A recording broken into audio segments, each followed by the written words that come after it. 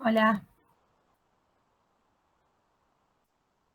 Esperen un segundito que...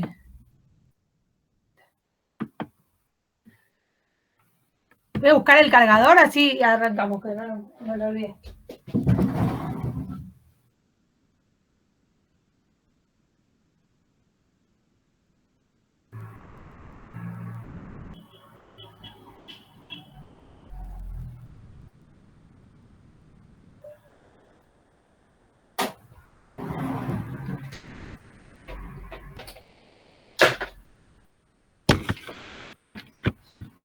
Bueno, ¿cómo andan? ¿Todo bien? ¿Me escuchan? Bien, todo bien.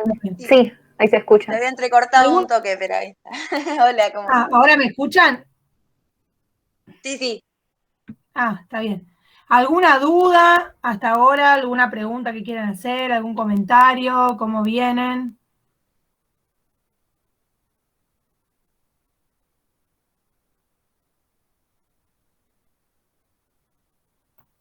Yo te puedo hacer una pregunta. Ajá. Es medio sobre lo que estamos viendo ahora del hombre de las ratas, con esto Sí. de el horror ante el encuentro con el goce del otro. ¿Viste esto? Sí, en La realidad gente todavía no como... lo vimos eso nosotros acá, pero sí. Ok, pero viste que medio que el amor neurótico, por lo que tengo entendido, es medio así, ¿El qué? que se queda en la fantasía. El amor neurótico, que se queda en la fantasía y no pasa al acto. Sí, pero son dos cosas diferentes esas que estás nombrando. ¿Qué tiene que ver el amor neurótico con el goce del otro por el ignorado? Como que no se anima a dar el paso. No, en realidad son dos cosas diferentes. O sea, son dos cosas diferentes. Igual, digo, todavía no hablamos. Lo que Freud dice no es el goce del otro, es el placer ante el horror ante el placer ignorado por el mismo, pero eso todavía no lo vimos. Pero, o sea, lo que vos decís, lo que Freud dice es que el neurótico se queda en la fantasía y está bien lo que vos decís, ¿no? No se anima a realizar esos deseos en la realidad. Y después, Sí. eh, digamos, el goce del otro es otra cosa, digamos. Ok, No tiene que ver con eso. ok. Y creo que en un audio Sí, decía que ese... Ana, en- sí, ¿estás ahí? sí. Ah, sentí que se había trabado. en un audio creo que decía que ese era el gran temor obsesivo, o sea, de la neurosis obsesiva. Pero yo te quería preguntar si eso no es de todos los neuróticos. No, o sea, el gran temor obsesivo es el título que le pone Freud al encuentro del hombre de las ratas con el capitán Cruel. Me parece que ahí se te Ah, ok. mezcló. Son cosas Puede ser. distintas. O sea, no es que el gran temor obsesivo en general de todos es el mismo. Por eso digo, avancemos un poquito más, porque... Y otra cosa muy importante es leer los textos, ¿sí? El texto de Freud en este caso, porque si no escuchan los audios y por ahí dicen cosas y uno las mezcla todas sin querer.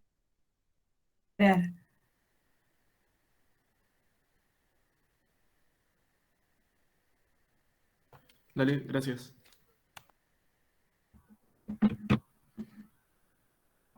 Hola.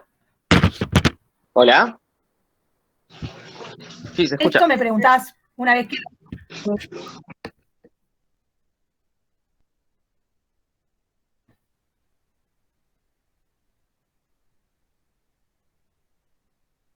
Hola.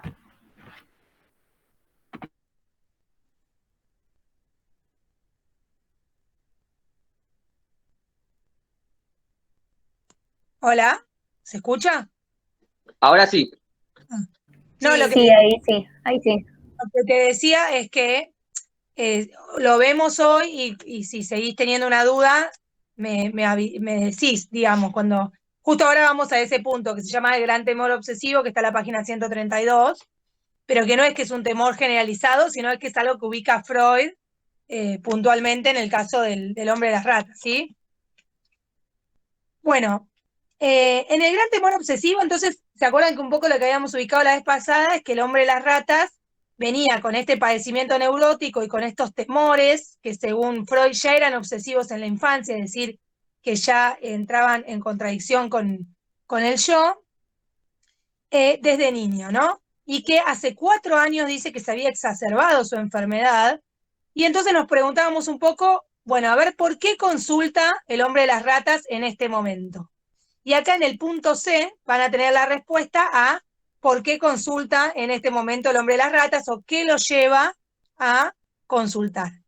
A este motivo por el cual él lo consulta, Freud lo llama la ocasión reciente de acudir a Freud. No dice el ocasionamiento de la enfermedad, porque la enfermedad ya había comenzado. Es la ocasión reciente de acudir a Freud. Es decir, es como si fuera la gota que rebalsó el vaso, lo que hizo que finalmente diga, bueno, algo tengo que hacer con esto.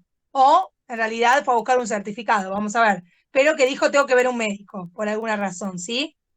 Y este último, digamos, esta última gota que rebalsó el vaso y quiso que termine consultando, se va a llamar o le vamos a dar el nombre del encuentro con el Capitán Cruel, ¿sí?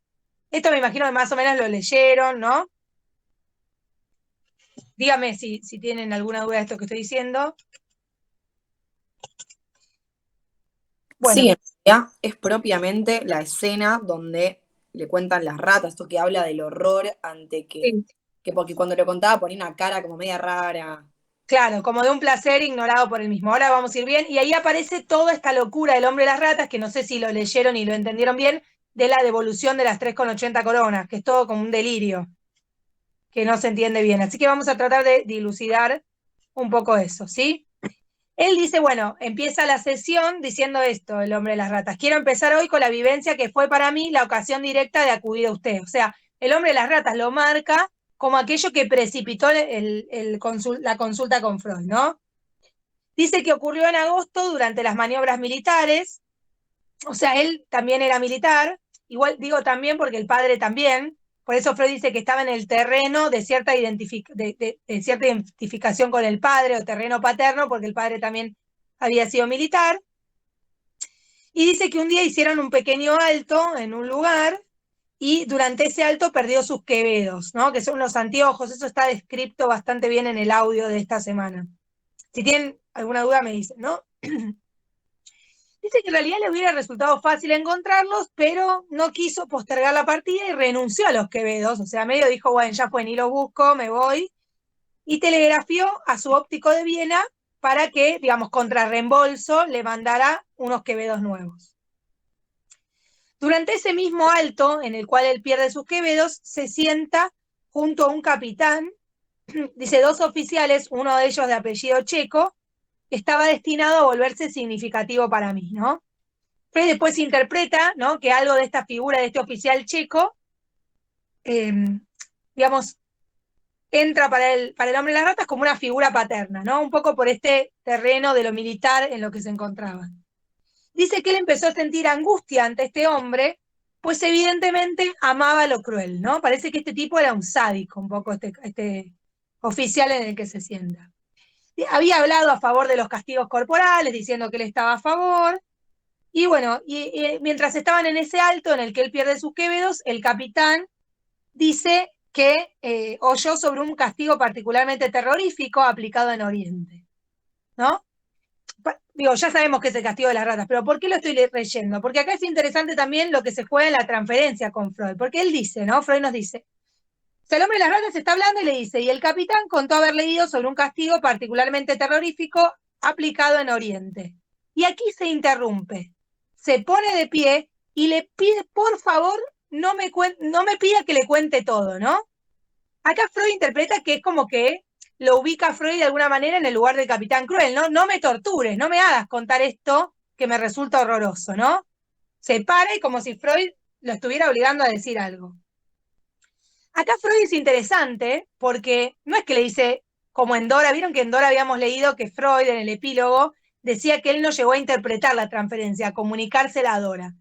Acá es interesante porque podemos decir que si bien Freud no lo explicita, no le interpreta la transferencia en el sentido de decirle, me estás confundiendo con el capitán cruel, yo no soy el capitán cruel, sino que maniobra desde ese lugar, ¿no? Dice, le aseguro que yo mismo no tengo intención, no tengo ninguna inclinación por lo cruel. O sea, él no le dice yo no soy el capitán cruel, sino que le dice quédese tranquilo, yo no tengo ninguna inclinación por la crueldad, no tengo ninguna, no lo quiero martirizar, ¿no? O sea, Freud lee que lo está poniendo en ese lugar de no me tortures, pero dice que naturalmente no puedo regalarle nada sobre lo cual yo no poseo poder de disposición. Le dije que la superación de las resistencias era un mandamiento de la cura que nos era imposible hacer a un lado. O sea, Freud le explica un poco la teoría analítica y pone a la teoría analítica de alguna manera como terceridad. Es decir, no es que Freud quiere que él le cuente eso porque tiene una, no sé, una satisfacción en escuchar algo sádico, algo horroroso, en martirizarlo a él, sino que la regla analítica que está por encima tanto de Freud como del hombre de las ratas los atraviesa, implica que para que él pueda mejorar necesita vencer esas resistencias, ¿no? Entonces, prosigo, dice. Pero si puede, Freud le dice, ¿acaso se refiere al empalamiento? No, eso no, sino que el condenado es atado sobre su trasero, es puesto un tarro dado vuelta, en este lugar hacen entrar las ratas, raten, que penetraban, dice, de nuevo se había puesto de pie y mostraba todos los signos del horror y la resistencia, ¿no? O sea, imagínense este relato del hombre de las ratas, no lo hace sentado, tranquilo o acostado en el diván, sino que se para, pone cara de horror, le pide a Freud que por favor no le haga decir eso, ¿no? O sea, pone en escena un poco toda esta situación. Y Freud, que ya se pudrió de que el hombre de las ratas no termina él, dice, en el ano pude completar, ¿no? Dice, ahí está lo que decía el compañero en la página 133, en todos los momentos más importantes del relato, se nota en él una expresión del rostro de muy rara composición, y que solo pude resolver como horror ante su placer ignorado por él mismo. O sea, Freud pesca ahí que hay cierto placer que no es un placer del yo, de un placer de la conciencia, sino un placer en el displacer, digamos, un placer ignorado por él mismo en esta tortura que él está relatando, ¿no? Freud lo va a relacionar después con la fase sádico-anal, ¿no? Etcétera. Dice, prosigue con todas las dificultades. En ese momento le aparece la representación de que eso le puede suceder con una persona que él le es cara. Esto, le es cara quiere decir una persona significativa para él. Y pronto apareció la idea de que esto podía ocurrirle a su dama, ¿no? A la mujer esta que él estaba enamorado. Interrumpe el relato y le dice, yo no tengo nada que ver con esto, jamás podría imaginar que le pase así algo en mi dama, jamás lo podría desear, no sé por qué se me ocurre que esto podría pasarle. Bueno, dice que simultáneamente con esta idea siempre aparece una sanción, es decir, la medida de defensa que él tiene que seguir para que la fantasía de estas no se cumplan, ¿no? O sea, vieron, no sé si ya leyeron, yo ya les insisto mucho con esto, pero la trayectoria típica de la neurosis obsesiva, lo que Freud va a plantear es que además de los síntomas del retorno de lo reprimido, que uno podría ser ¿no? Le podría pasar algo, este castigo a la dama, por ejemplo, pero dice que la lucha defensiva en la neurosis obsesiva prosigue contra el síntoma, ¿no? Es como que ese síntoma no termina ahí de terminar de anudar eso, y la satisfacción intenta imponerse, entonces aparece lo que se llaman los síntomas de la defensa secundaria, que en general son todos los rituales o ceremoniales que se usan para alejar esa idea, ¿no? Que aparece a la persona, ¿no? Y entonces aparecen esas sanciones.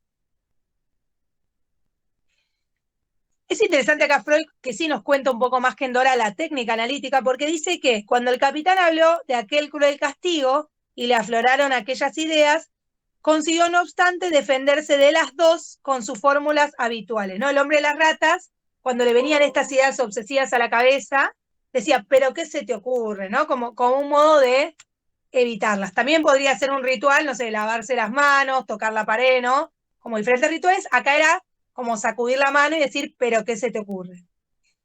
Pero, en realidad, ¿no? Y algo interesante es que el hombre de las ratas le está diciendo, ¿no? Piensen esto en el trabajo con un paciente, porque es un poco lo que uno hace como analista, me parece interesante esto acá. el hombre de las ratas está hablando y dice, bueno, cuando el capitán Cruel dijo esto, se me vino la idea de que esto le podía suceder a mi dama. Y después dice, al mismo tiempo me apareció este ritual defensivo que hago para alejar las dos de mi cabeza. Entonces, dice Freud, el plural me llamó la atención, ¿no? Ahí un paciente le diría, ¿las dos? ¿Cómo las dos? Si vos estás diciendo, estás hablando de una idea y de golpe decís los dos.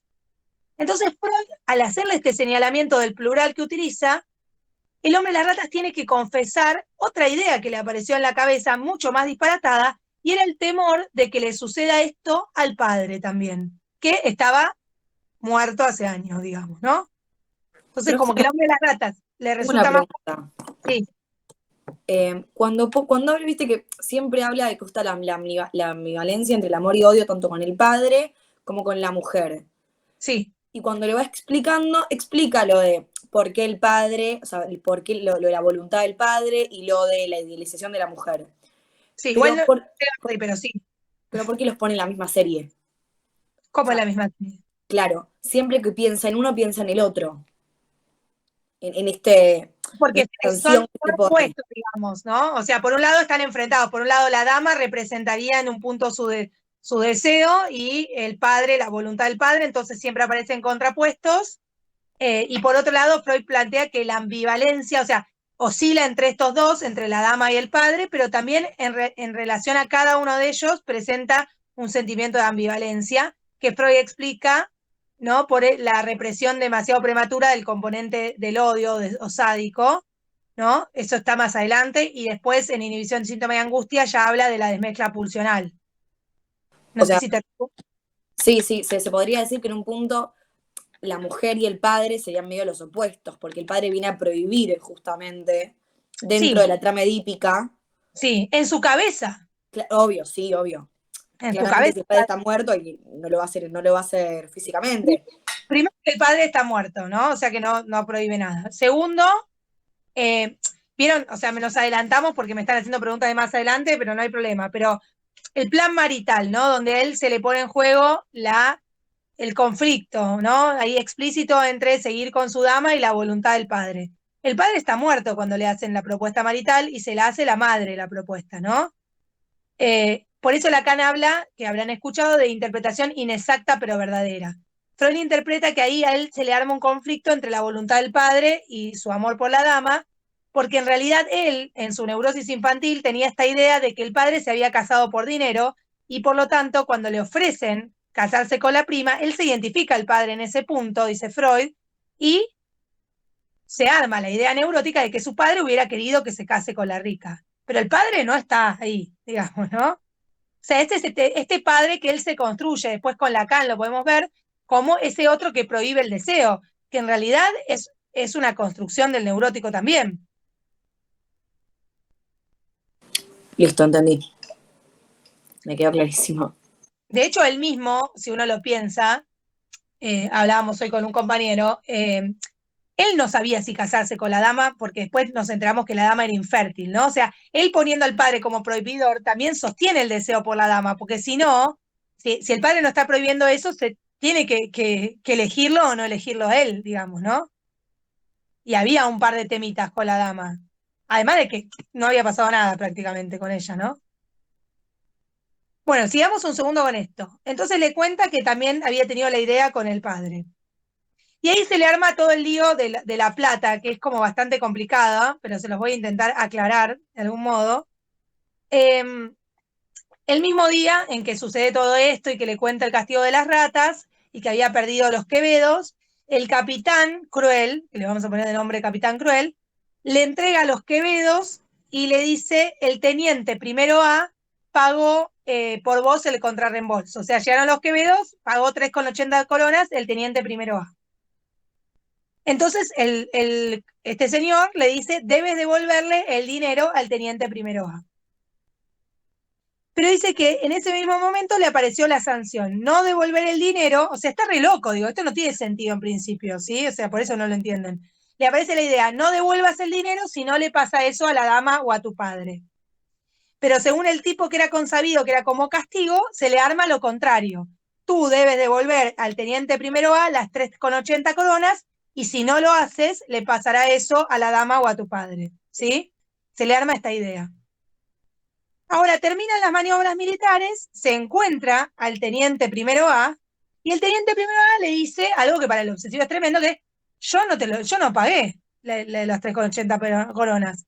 ¿Fue el teniente primero B? No, ¿entienden? O sea, ya no le puede devolver la plata al teniente primero A, porque el teniente primero A le dijo yo no pagué. Entonces su juramento no se puede realizar. Eso es tremendo para él, digamos, ¿no? O sea, entra como en una crisis porque no puede cumplir con su juramento.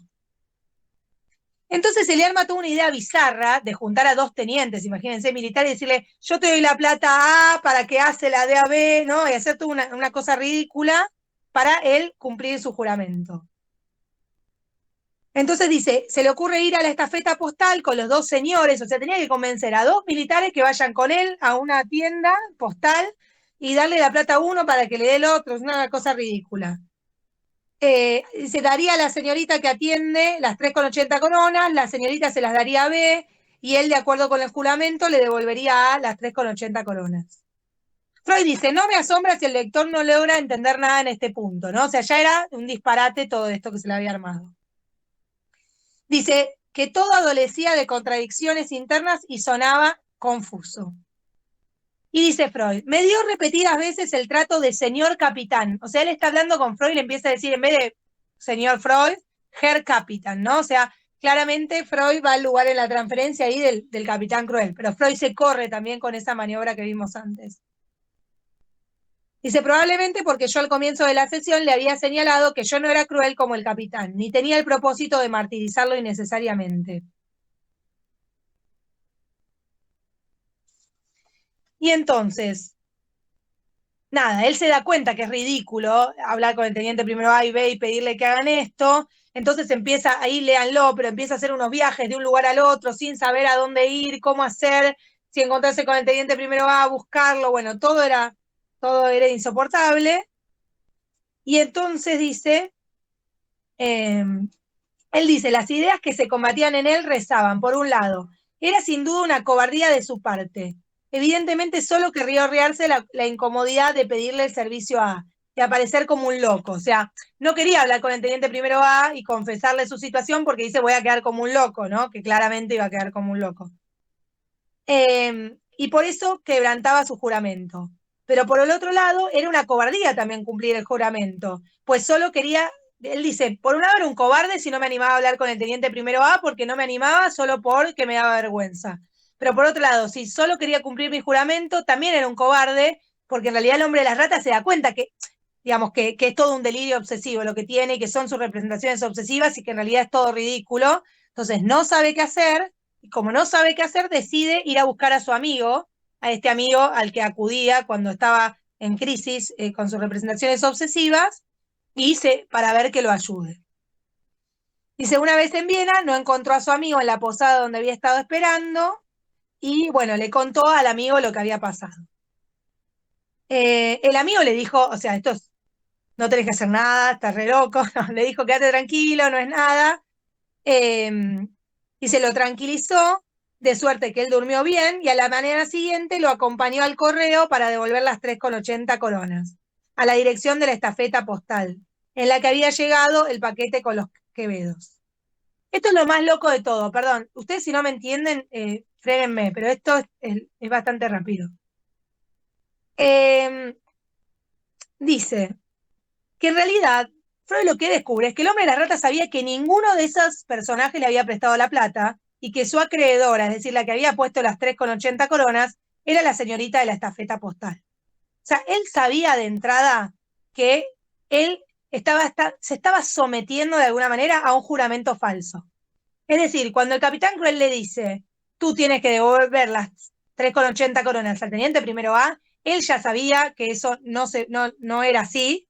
Sin embargo, él se somete, digamos, a una regla imposible de cumplir, ¿no? O sea, una regla que no va a poder cumplir con tal de sostener de alguna manera, uno podría pensar, a ese capitán cruel, ¿no? Que le da esta orden. Dice, el capitán cruel cometió un error cuando al poner en sus manos el paquete le indicó que devolviera a las 3,80 coronas. Y nuestro paciente no podía menos que saber que era un error. A pesar de ello, se hizo un juramento basado en el error, justamente juramento que por fuerza se le iba a convertir en un martirio, ¿no? En una tortura, porque era un juramento imposible de cumplir. Dice, todavía es más disparatado e incomprensible de lo que era antes, ¿no? O sea, cada vez más es una locura. Tras abandonar a su amigo y volver al seno de su familia, le aparecen nuevo las dudas, ¿no? O sea, el amigo lo había logrado tranquilizar, pero en tanto se va a su casa, otra vez empieza con el tema de que tiene que devolverle las 3,80 coronas al teniente primero A, aunque ya se las había devuelto a la señorita de la estafeta postal. Y entonces ahí dijo, bueno, voy a ir a un médico, ¿no? O sea, no doy más. ¿Pero por qué va a ir a un médico? Dice, la decisión de acudir a un médico fue entretejida en el delirio de la habilidosa manera siguiente.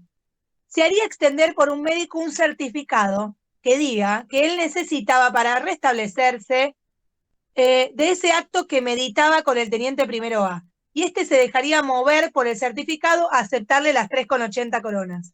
O sea, quería que un médico le diga, este señor, para estar bien, tiene que devolverle al teniente primero A 3,80 coronas. Fue movido por esa idea loca a Freud. Dice, el azar de haberle caído por entonces en las manos un libro mío guió hacia mí la elección. O sea, iba a ir un médico, en esa época no es que estaba lleno de psicoanalistas, le cayó un libro de Freud y dijo, bueno, este se dedica a lo mental, capaz que tengo que ir, dijo, fue. Se fijó que no existía el psicólogo, chicos, también, pobre hombre, o sea, démosle crédito. Fue al médico, ¿no? Al psicoanalista, neurólogo también. Claro, le vio la cara a Freud con la barba, la pipa, y dijo, a este no le puedo pedir un certificado porque me va a sacar cagando, ¿no? Freud dice, pero conmigo no se podía ni hablar de aquel certificado, no se animó a decírselo a Freud. Muy razonable, dice Freud, solo pidió ser liberado de sus representaciones obsesivas, ¿no? O sea, en realidad llegó a Freud como parte de su misma locura, ¿no? Que esto pasa con los pacientes, que algunos vienen porque, nada, quieren un certificado para faltar al trabajo, ¿no? De hecho, no tanto en este punto, pero digamos, justo este año, el año de pandemia, me llegó un paciente que, nada, no que, o sea, había entrado como en litigio también con el trabajo en donde él estaba, porque en determinado momento, espera un segundito, esperen un segundito.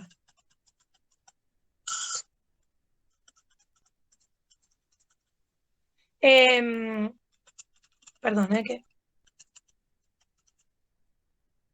O sea, el paciente, nada, trabajaba en una empresa y en un momento en la empresa le dijeron que tenía que volver presencial. Él no quería volver presencial con un argumento, o sea, no soy quien para juzgarlo, pero entre nosotros bastante bizarro, de que había tenido un hijo, pero que ya tenía un año. Y que, bueno, no sé, no quería, tenía miedo, no quería volver. Le insistieron, no quiso, y en un momento le hicieron toda como medio, lo empezaron ya como medio a hostigar en el trabajo, como para que renuncie. Bueno, se generó toda una situación. Y a mí me lo derivan porque lo que quería era un certificado.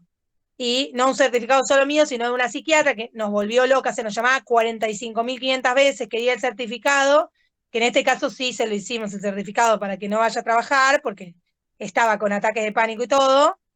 Pero nada, digo, primero vino por eso y después ahora ya renunció, lo echaron, pudieron hacer un arreglo con la empresa que le sirvió y digo, sigue en tratamiento. Digo, a veces el certificado puede ser el puntapié como, bueno, todo bien con el certificado, pero hablemos un poco de qué te pasa, no solamente el certificado, digamos, ¿no? Y a veces queda solo en un pedido de certificado y nada más, ¿no? Hay que ver si eso después se puede abrir o no. En este caso, bueno, el certificado era delirante además, ¿no? No era como en el paciente que yo digo, que bueno, en todo caso es para una licencia laboral, que es algo dentro de lo posible, ¿no? Ponerle que necesita devolver 3,80 coronas es un certificado un poco extraño, ¿no? Pero bueno. Y dice que muchos meses después, en el apogeo de la consulta con Freud, en sus resistencias, todavía se le ocurría que podía llegar a viajar y hacer toda la comedia otra vez del teniente primero A, etcétera, etcétera. Bueno, hasta acá no entendemos nada, porque este hombre está haciendo todo esto, aunque ustedes, por las preguntas que me hicieron, están más adelantados, así que alguna idea tienen.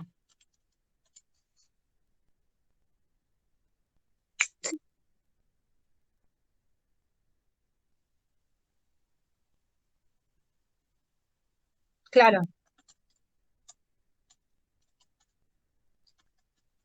Sí, igual o sea, no importa tanto la historia, lo importante que les quede es que él de entrada sabía que la que había pagado por sus quevedos había sido la señorita de la estafeta postal, y que en ese alto pierde, o sea, en ese alto en el que el capitán le cuenta esto de las ratas, después ese mismo capitán es el que le dice, tú debes devolver la plata al teniente primero A. Y es ahí donde eso se le arma a él como un juramento que tiene que cumplir, porque si no le ocurre aquello a la dama o al padre. Y entonces entra en esta supuesta locura de que no puede cumplir con el juramento porque la premisa es falsa, porque se equivocó el capitán cruel, pero por otro lado, él tiene que someterse a eso y entra en esta locura, ¿sí?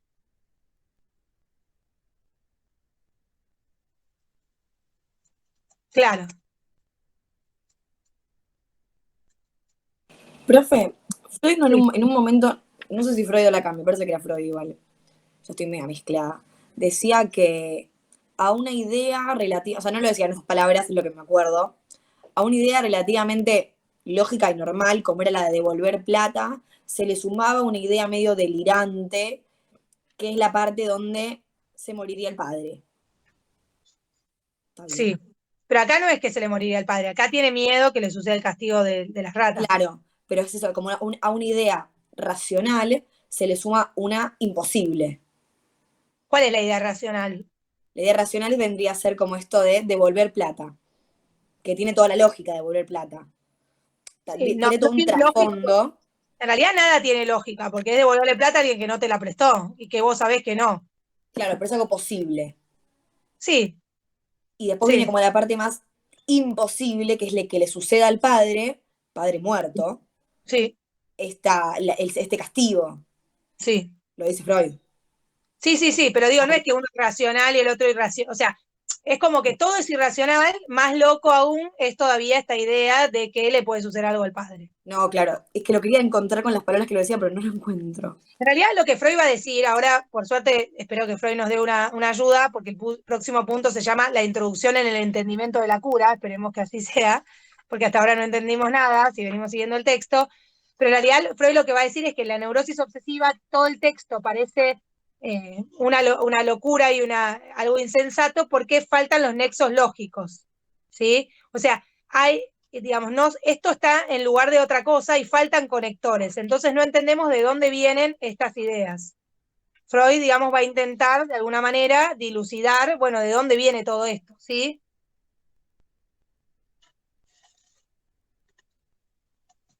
¿Me entendés, Lara? Sí, ya lo entendí. Claro. Sí, era más que eso porque no me acordaba si era Freud y Lacan, y pues ya estoy media quemada. Ah, bueno. Bueno, seguimos con esto, con la introducción al entendimiento de la cura. Bueno, dice que en determinado momento el hombre de las ratas le dice a Freud, me he resuelto a comunicarle algo que tengo muy por sustantivo y que me martiriza desde el comienzo. Relata la historia de la enfermedad del padre que muere 9 años atrás. Dice que un atardecer, en la creencia hacia el papá estaba como hace varios días internado, imagínense, o varios tiempo internado, él estaba cuidándolo y el padre estaba en crisis. Y él le preguntó al médico, bueno, parece que había tenido varias de estas crisis que había salido, le dice, bueno, ¿cuándo podremos pensar que se ha restablecido? Y le dice, pasado mañana al atardecer.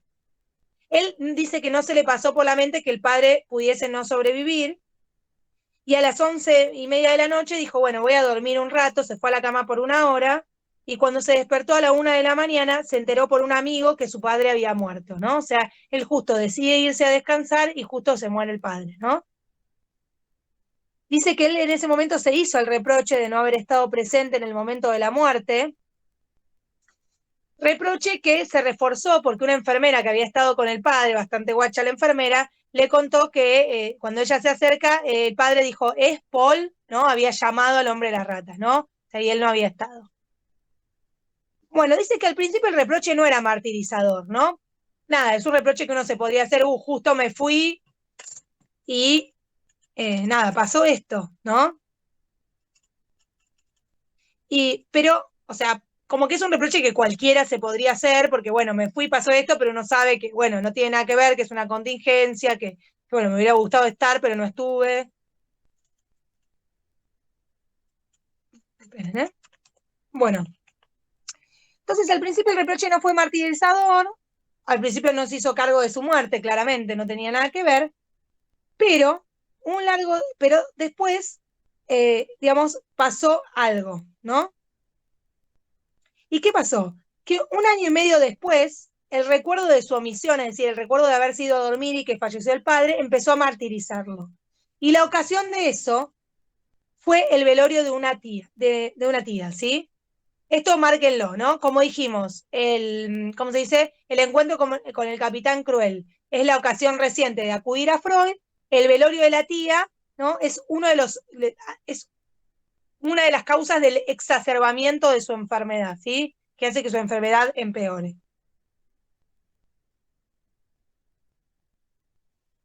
Dice, ocasionamiento de ello, y además fue a partir de ese momento, la ocasión a partir de la cual él se empezó a tachar de criminal. Vieron que habíamos dicho que él acudía al amigo cuando le acudía un impulso criminal o esta idea de que era un criminal, y entonces dice que empezó a tacharse de criminal en relación con no haber estado con el padre cuando muere, a partir de esto, ¿no? ¿Cómo se llama? Del velorio de la tía. ¿Y qué pasó en ese momento? Él dice que en ese velorio, el tío, eso está en la nota al pie número 11, búsquenlo porque no está en el texto, dice, el tío que acababa de enviudar había exclamado a modo de lamento, otros maridos se permiten todo, y yo que he vivido solo para esta mujer, ¿no? Como diciendo, hay otros maridos que hacen cualquiera, y yo que viví solo para ella me pasa esto y enviudo. El paciente sintió que esto aludía a su padre, ¿no? Sintió que le estaba diciendo que su padre había hecho cualquiera, y ponía bajo sospecha su fidelidad marital. Y lo encaró al tío, ¿no? Le dijo, vos estás diciendo algo de mi viejo, ¿no? O sea, en medio del funeral, bastante loco el hombre de las ratas ahí. El tío le dijo que no tenía nada que ver, pero dice que si bien él le cree al tío, el efecto ya no se pudo cancelar, ¿no? Y que a partir de ese momento se empezó a tachar de criminal. Acá es interesante otra vez la intervención que hace Freud y cómo Freud piensa esto del hombre de las ratas, de tacharse de criminal, ¿no? Él dice, obviamente el hombre de las ratas no era, o sea, claramente desde el sentido común, un amigo, ¿no? Alguien que no sea un analista le diría, no sos un criminal porque no estuviste en la muerte de tu padre, te fuiste a dormir 1 hora, tuviste la mala suerte de que el señor falleció en ese momento. Ahora Freud dice que lo que él ve en la neurosis obsesiva es lo que él llama una mésalliance o un casamiento desigual entre el contenido de la representación y el afecto, ¿no? Entre la magnitud del reproche y la ocasión de él. O sea, vemos que el paciente se hace un reproche por algo que aparentemente es nimio, ¿no? Y Freud dice que esto ocurre por un falso enlace, que es decir, que ese afecto fue a parar a otra representación y eso hace que no se entienda por qué se está tachando de criminal. Y entonces un poco Freud, la intervención que le hace es decirle, usted es un criminal, no lo desculpabiliza, no le dice, usted no es un criminal, dice, usted es un criminal, no le dice así, pero yo se los estoy representando, ¿no?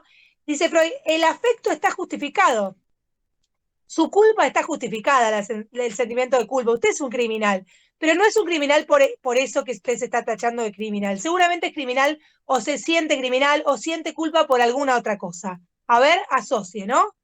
Asocie con criminal. Entonces, él lo explica así, dice, no, el afecto está justificado, en la página 139. La conciencia de culpa no es susceptible de ulterior crítica, pero aquel pertenece a otro contenido que no es consabido. O sea, él no es criminal por no haber estado en el lecho de muerte del padre, pero se está tachando de criminal por alguna otra cosa de la cual se siente culpable. Dice, es preciso buscar primero. El contenido de representación consabido solo ha caído en ese lugar en virtud de un falso enlace. Solo el hecho del enlace falso puede explicar la importancia del trabajo lógico contra la representación torturante.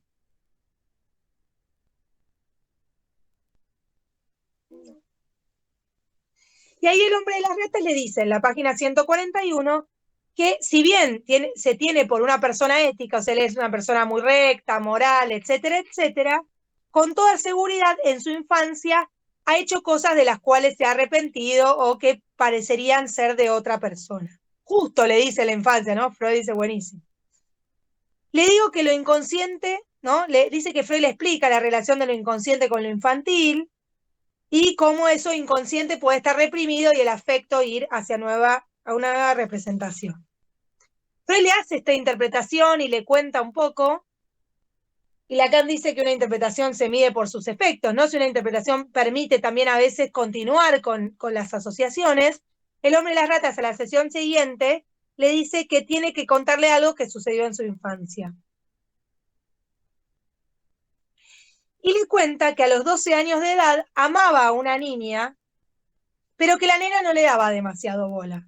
Y entonces él se le ocurrió la idea, o sea, tuvo esa fantasía de que si a él le ocurría algo malo, una desgracia, podría ser que la chica le dé bola, ¿no? O sea, imaginarse el velorio que hubiera pasado, ¿no? Si la chica ahí le hubiera dado bola. Y dice que esta idea de algo malo que o podría ocurrir una desgracia por la cual la chica se interesase en él, era la muerte de su padre. Dice que rechazó esa idea enseguida y que hoy se defiende. Él no puede creer, dice, que haya tenido algún deseo de muerte del padre, ¿no? Freud dice que la idea de muerte del padre sin duda no se presentó por primera vez en ese caso. Es evidente que venía de antes y en algún momento nos veríamos obligados a rastrear su origen. Sigue contando que el mismo pensamiento le acudió una segunda vez, medio año antes de la muerte del padre. Él estaba enamorado de la dama, pero no tenía plata para ofrecerle casamiento a ella, y le apareció que si el padre moría, ¿acaso él se vuelva tan rico como para poder casarse con la dama? Luego, ¿no? Como defensa a esa fantasía, aparece un castigo que él se tenía que poner, ¿no?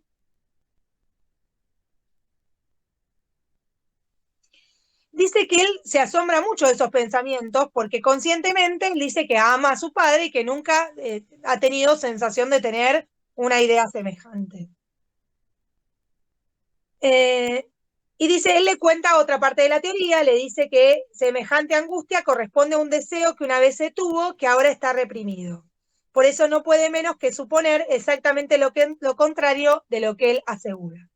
Entonces Freud lo que va encontrando en todos los casos, que ya lo había encontrado en lo que comentaba la otra vez, del deseo de ver mujeres desnudas y el temor a que le suceda algo al padre, es que empieza a encontrar una contraposición todo el tiempo en estos relatos del hombre de las ratas, entre lo que era su deseo sexual y el padre, ¿no? O sea, cada vez que aparece algo de su deseo sexual, ver mujeres desnudas, el padre morirá, para que le dé bola le gusta una chica, el padre morirá, para casarse con la dama, el padre morirá, y entonces Freud dice, bueno, en la conciencia no aparece nada de este deseo de muerte o de este sentimiento hostil hacia el padre, pero justamente no aparece porque ha quedado reprimido, ¿sí?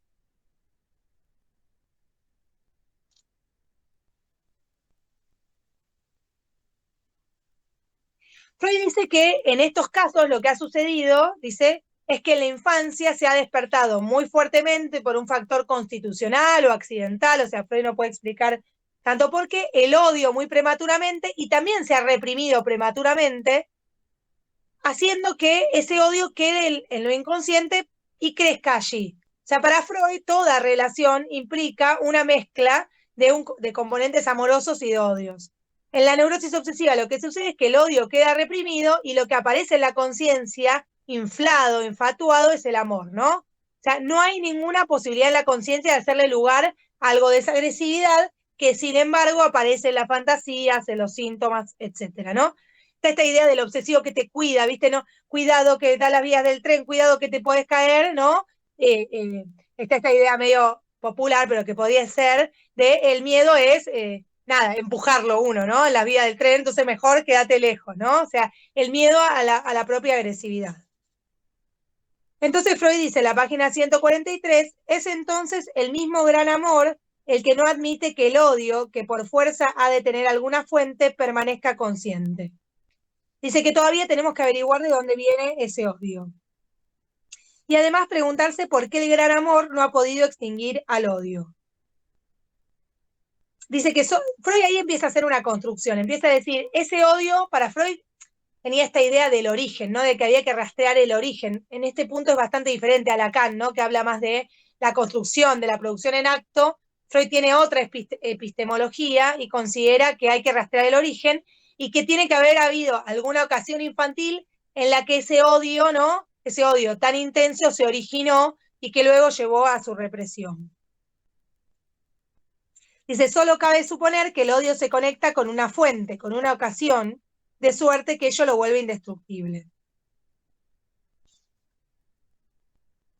Ahí el hombre de las ratas le dice, yo no puedo entender haber tenido odio hacia mi padre, ni ninguna hostilidad, yo he sido el mejor amigo de mi padre.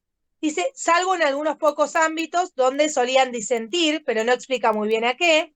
Dice que el padre ha sido como su mejor amigo. Y que el padre alguna vez le había desaconsejado salir con esta dama, ¿no? Freud le dice que esto es cierto, pero que la fuente de la cual surge la hostilidad contra el padre y que lo vuelve indestructible, tiene que ver seguramente con el plano de la sexualidad. Y esto no lo inventa Freud, esto es lo que el hombre de las ratas todo el tiempo trae, ¿no? En estas escenas en las cuales aparece su deseo sexual contrapuesto al padre, ¿no? O cada vez que aparece algo de su deseo sexual, aparece la idea de la muerte del padre. ¿Esto se entiende? Freud interpreta algo de esto, pero Freud lo intenta reconducir a una primera escena en la cual algo de esto haya surgido. Le dice que un conflicto entre sensualidad y amor infantil es artotípico.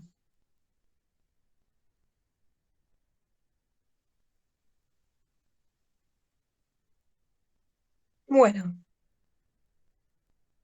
Dice que en la sesión siguiente él retoma el mismo tema y dice no poder creer que haya tenido alguna vez ese deseo contra el padre.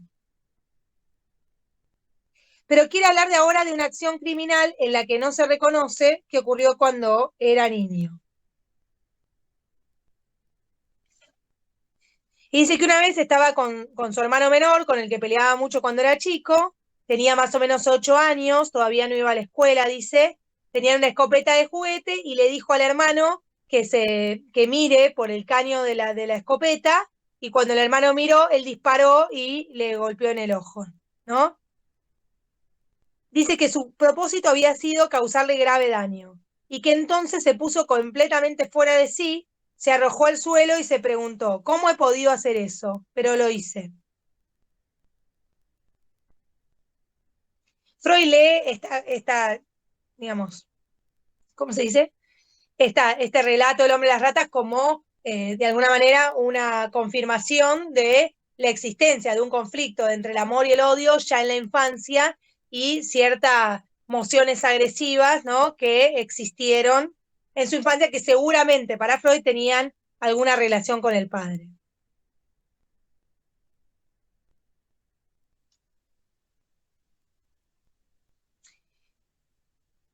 Entonces el hombre de las ratas dice que desde la muerte del padre su enfermedad se ha acrecentado mucho y él dice, Freud le da la razón. Dice que el duelo por el padre es la principal fuente de la intensidad de aquella. El duelo ha hallado en la enfermedad una expresión patológica. Un duelo como el suyo es de duración ilimitada. Freud relaciona un poco entonces el padecimiento del hombre de las ratas con un duelo no resuelto, ¿no? O sea, Freud dice que es un duelo patológico y hay un punto, ¿no? Que en estas ideas en las que atañen todavía al padre, hay cierta dificultad del hombre de las ratas de perder, ¿no? De poder elaborar esa pérdida del padre, porque este conflicto, o sea, Freud lo que va a plantear es que cuanto más ambivalente sea la relación con ese objeto perdido, eso lo dice en Duelo y Melancolía, más difícil va a ser el trabajo del duelo, ¿no? Hay algo en relación al padre que en el hombre de las ratas no puede terminar de elaborar y por lo tanto no puede terminar de perderlo, ¿no? Él sigue ahí en la lucha con su padre. Y su enfermedad, dice Freud, es la expresión de ese duelo patológico. Su enfermedad actual, porque en realidad el hombre de las ratas viene con neurosis obsesiva desde la infancia, ¿no? ¿Hasta acá se entendió más o menos?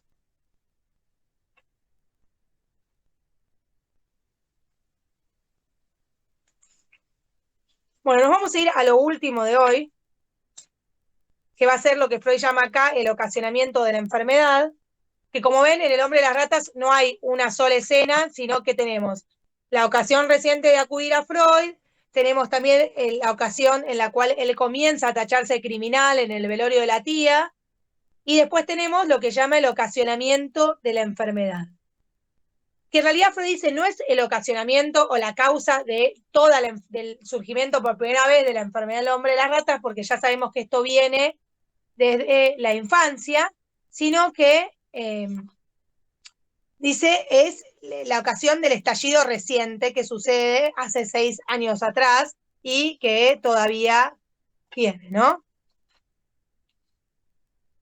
Y entonces ahí lo que cuenta es la propuesta marital, ¿no? O sea, en el ocasionamiento de la enfermedad, en la ocasión reciente del estallido de la enfermedad, lo ubica en la propuesta amorosa que le hace la madre, ¿no? Eso está en la página 156. Y ahí cuenta, ¿no?, que la mamá había sido criada como parienta lejana en una familia rica que tenía una gran empresa industrial, y que el padre, gracias a casarse con su madre, había adquirido una buena posición económica porque empezó a trabajar en la empresa familiar de la madre. Dice que los padres medio como que se burlaban, dice, por burlas entre sus padres, se chicaneaban un poco, ¿no? Por eso digo que es más una neurosis, ¿no? Porque por ahí era un juego entre los padres, andás a ver hasta dónde esto fue así, pero lo que importa es su neurosis, cómo él leyó esto. Dice que él se entera de que en realidad el padre había tenido relación con otra mujer un tiempo antes de conocer a la madre, pobre y linda, de familia modesta. Y que entonces el hombre de las ratas leía ahí que el padre había elegido casarse con su madre por su dinero, digamos, ¿no? Y no tanto por estar enamorado.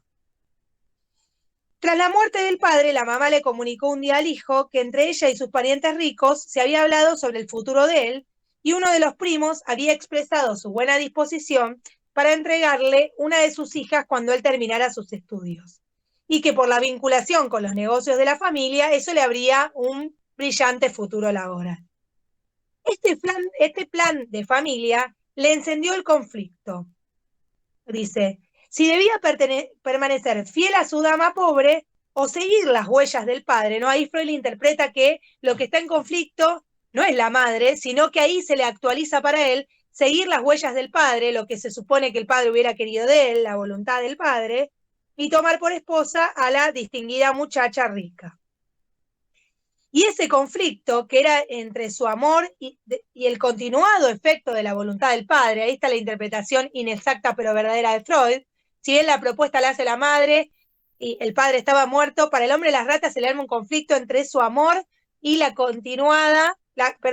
voluntad del padre de continuado efecto. Aún muerto el padre sigue teniendo ese valor para él.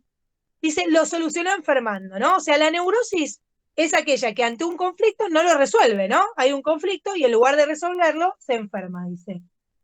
Enfermando se sustrajo de la tarea de solucionarlo en la realidad objetiva. Porque el hombre de las ratas, a partir de que empieza más fuertemente su enfermedad, no puede estudiar, no termina nunca los estudios, por lo tanto, nunca tiene que decidir si se casa o no con la prima rica. El nota al pie número 35 dice, cabe destacar que el refugio a la enfermedad le fue facilitado por la identificación con el padre. Esta le permitió la regresión de los afectos a los restos de la infancia. Es decir, que lo que permite, digamos, ahí la enfermedad también, es que él se identifica con el padre en el punto de tener que elegir entre la pobre y la rica, ¿no? O entre la madre y la rica, que reactualiza ya el conflicto infantil que vemos en todos estos recuerdos que él trae entre su amor y lo que él lee como la voluntad del padre, ¿no? O sea, casarse con la rica sería la voluntad del padre. ¿Se entiende esto?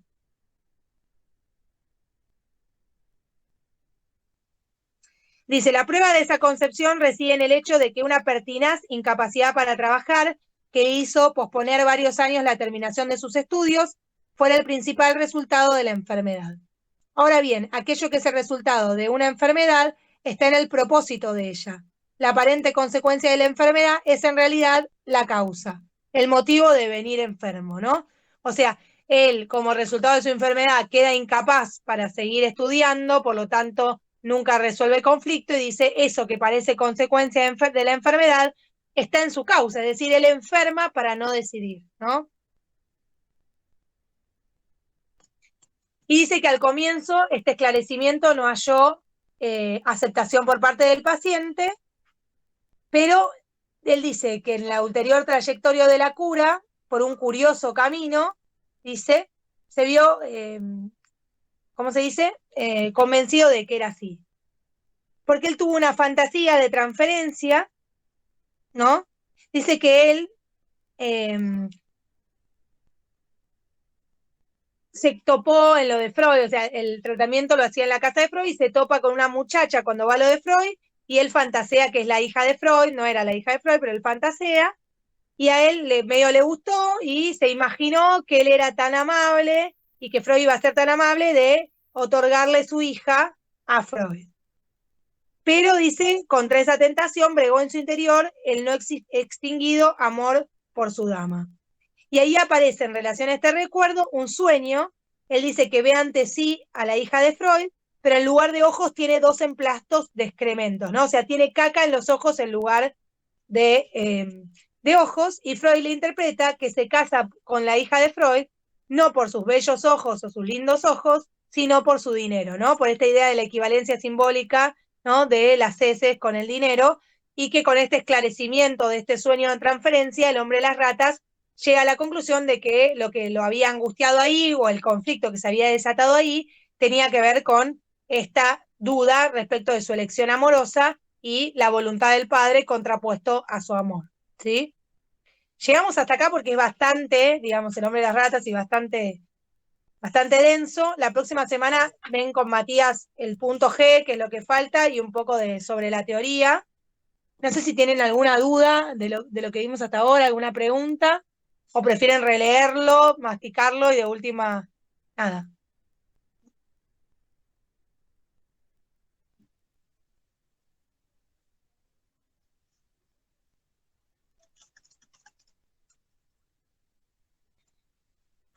Bueno, entonces nos vemos conmigo dentro de 2 semanas y se ven con Matías la semana próxima, ¿sí? Los espero entonces. Bueno, Sí, Matías, gracias. lo que sí me di cuenta es que yo los tengo que admitir para que ustedes entren en este... Les voy a mandar un link yo, quédate tranquila. Mandarles un link vos y listo, por las dudas de que Listo. yo no esté.